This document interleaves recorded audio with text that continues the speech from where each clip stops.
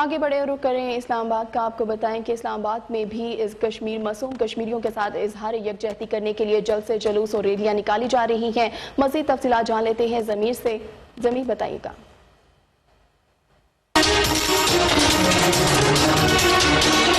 اسلام آباد ڈی چوک پارلیمنٹ کے سامنے پاکستان تحریک انصاف نے کشمیری عوام سے اظہار یکجہتی کے لیے جلسہ کیا اور ریلیاں نکالی۔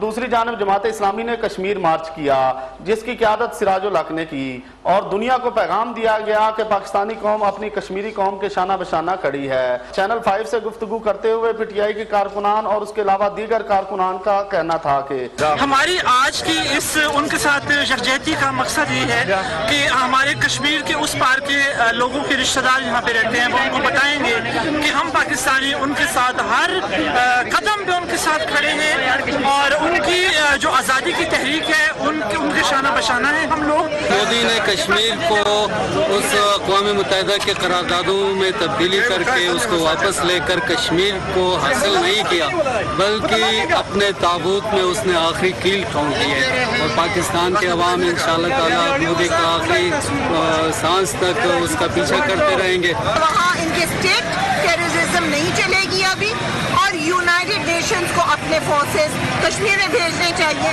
کیونکہ جو تشدد وہاں ہو رہا ہے وہ ناقابل برداشت ہے، ہیومن رائٹس کے اگینسٹ ہے۔ کسی بھی سویلائز سوسائٹی اس کو انڈورس نہیں کر۔ حکومتی سطح کے ساتھ ساتھ عوامی سطح پر بھی کشمیری عوام سے اظہار یکجہتی جاری ہے۔ ملک بھر کی طرح اسلام آباد میں بھی یوم یکجہتی کشمیر منایا گیا اور پاکستان تحریک انصاف کی بڑی تعداد بڑی قیادت نے اسلام آباد ڈی چوک میں جو ہے یوم یکجہتی کشمیر منایا اور عزم کیا گیا کہ جب تک کشمیر آزاد نہیں ہوتا ہم کشمیری قوم کے ساتھ ہیں۔ کیمرہ مین شمائل شاہد کے ساتھ ضمیر حسین ضمیر، چینل 5۔